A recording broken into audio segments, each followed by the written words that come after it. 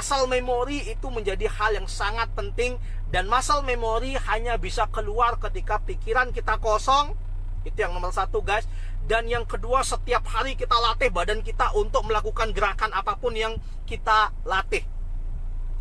Sering lucunya, guys, ya, orang berlatih bela diri A, ketika bertarung bela diri A nya nggak kelihatan, guys. Nah, pernah ada yang kayak gitu?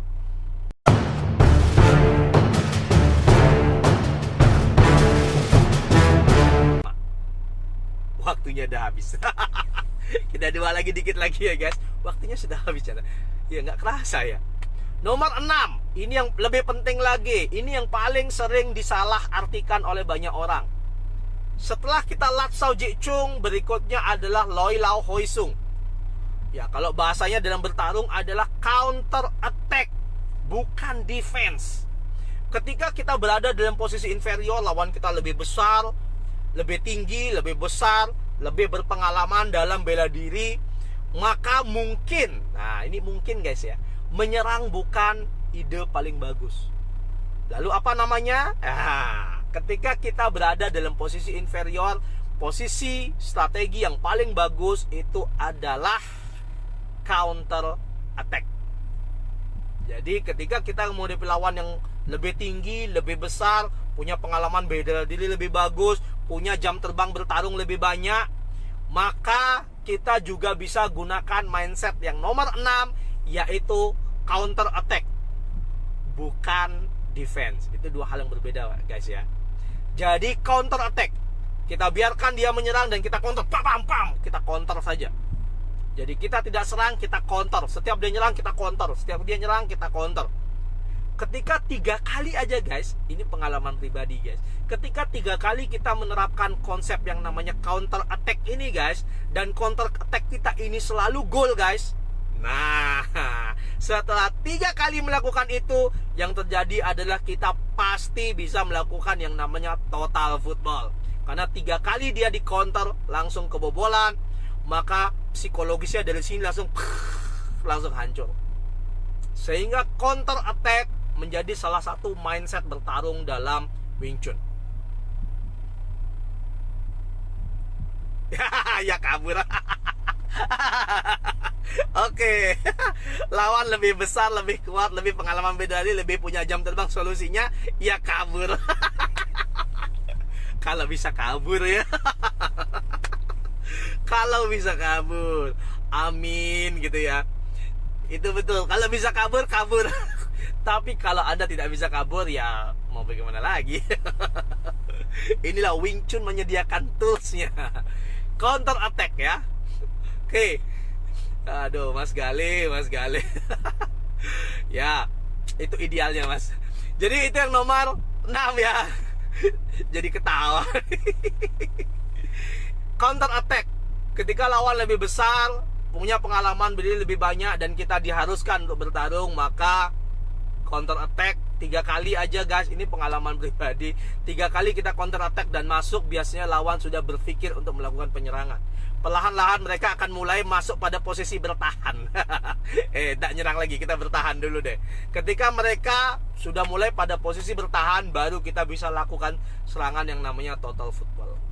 Oke. Nomor 6. Yang terakhir dalam Wing Chun sebagai mindset bertarung itu adalah jadikan yang namanya Lin Siu Dai Da sebagai habit, ya. Lin Siu Dai Da sebagai habit. Inilah yang membedakan Wing Chun dari yang lain, guys. Lin Siu Dai Da maksudnya adalah menyerang dan bertahan terjadi secara bersamaan. Jadi ini tentang yang nomor 2 tadi di awal tadi, ya. Kita bicara bertarung itu 50% yang namanya psikologis, 50% lagi adalah muscle memory, guys. Jadi ketika kita bertarung, ya, muscle memory lah yang dibutuhkan.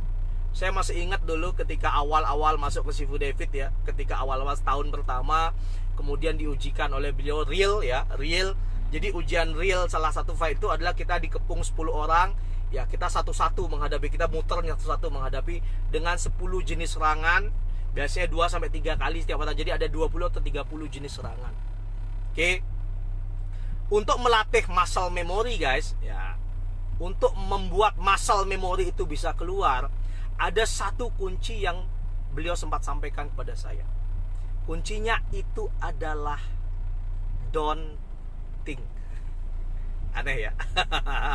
Ya, kalau bela diri lain menyuruh wah kita harus buat strategi ketika bertarung, di Wing Chun justru adalah jangan berpikir. Ya, orang mikir maksud gimana ya jangan berpikir ya. Oke, kalau kita bicara tentang berlatih ya, kita bicara tentang engage one on one fighting gitu guys. Ya, yang paling penting itu adalah split second decision yang dilakukan oleh tubuh kita dalam respon setiap serangan guys. Jadi split second, bukan detik hitungannya, split second, sepersekian detik keputusan yang diambil oleh tubuh kita untuk merespon serangan. Sehingga Sifu bilang sama saya ketika saya udah mulai ujian level basic itu, beliau bilang sama saya ketika saya melakukan itu dan saya kena terus, masuk kena, yang kedua kena, yang ketiga kena, dia cuma bilang sama saya, you think too much, kamu berpikir terlalu banyak. Jadi saya terlalu banyak mengevaluasi lawan saya, sehingga pada akhirnya saya telat untuk melakukan respon. Permasalahannya adalah lawan kita itu bukan kita guys. Kita nggak bisa ngerespon dia mau apa. Sehingga pada akhirnya mengosongkan pikiran, atau bahasa empty your mind ya. Empty your mind, don't think, don't make strategy.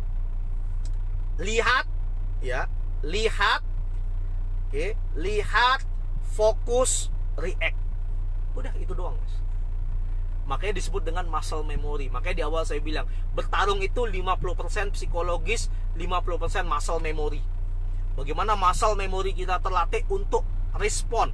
Karena split second sekali guys. Bagi Anda yang pernah bertarung real, Anda akan tahu the moment decisionnya itu split second sekali. Kita kena pukul atau kita kena kena mukul ya, kena mukul atau kena dipukul. Itu decisionnya split second. Sehingga muscle memory itu menjadi hal yang sangat penting. Dan muscle memory hanya bisa keluar ketika pikiran kita kosong. Itu yang nomor satu guys.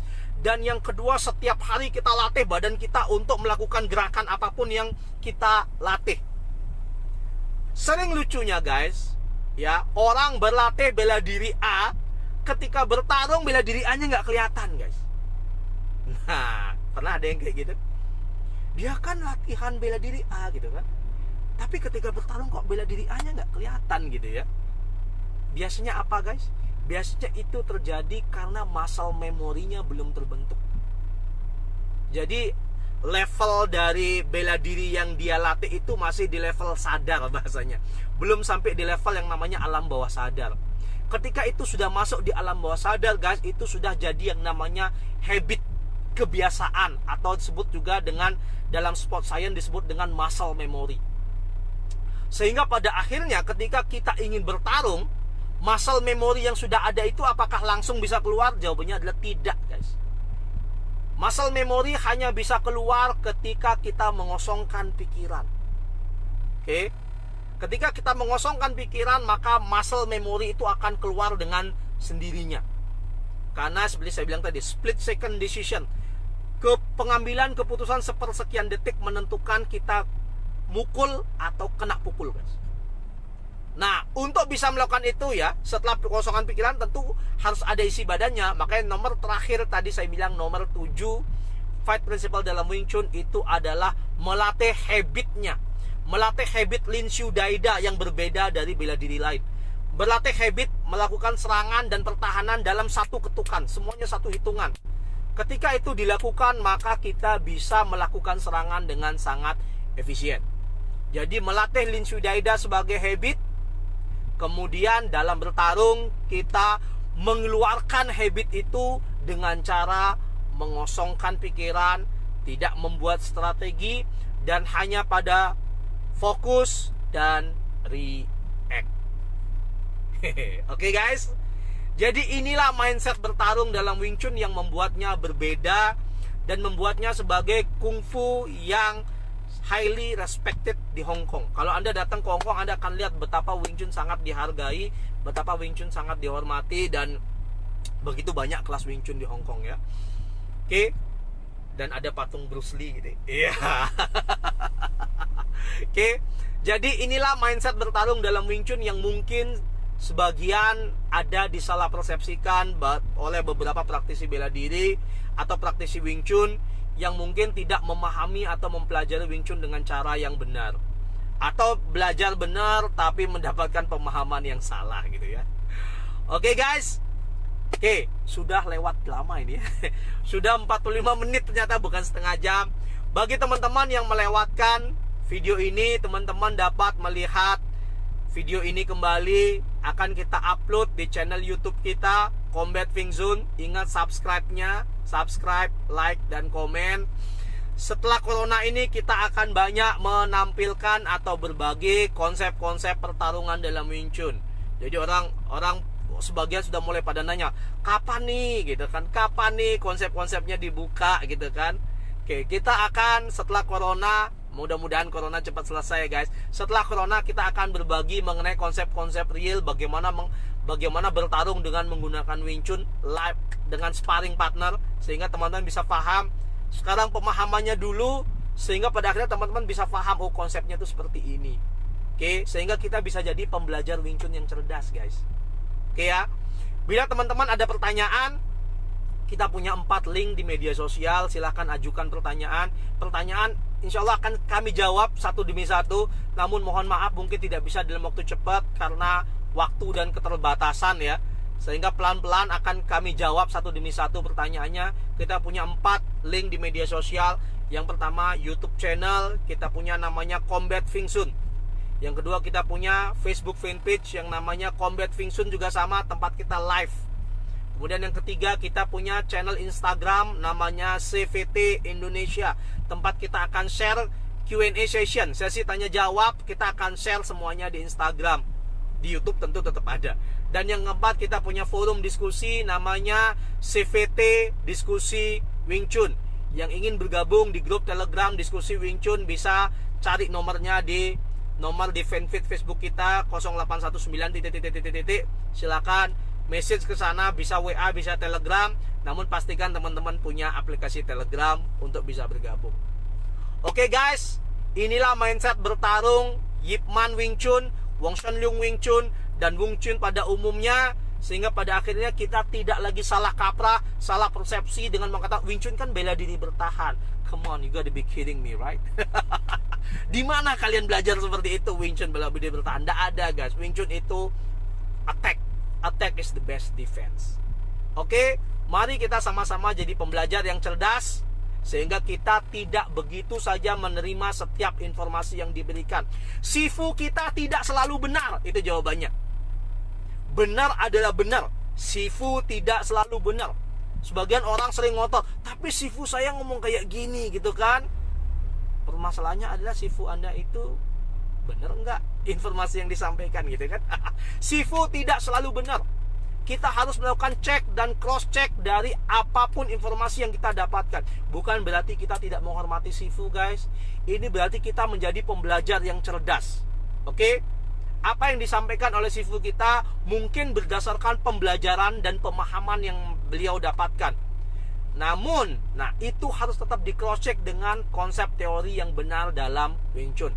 Jadi pembelajar yang cerdas, banyak baca, banyak nonton YouTube itu nggak masalah. Justru kami mensupport setiap orang untuk banyak menonton YouTube, mendapatkan perbandingan, banyak baca, sehingga pada akhirnya kita jadi cerdas dan tidak mudah terdoktrinasi dengan informasi-informasi yang salah yang banyak beredar tentang Wing Chun.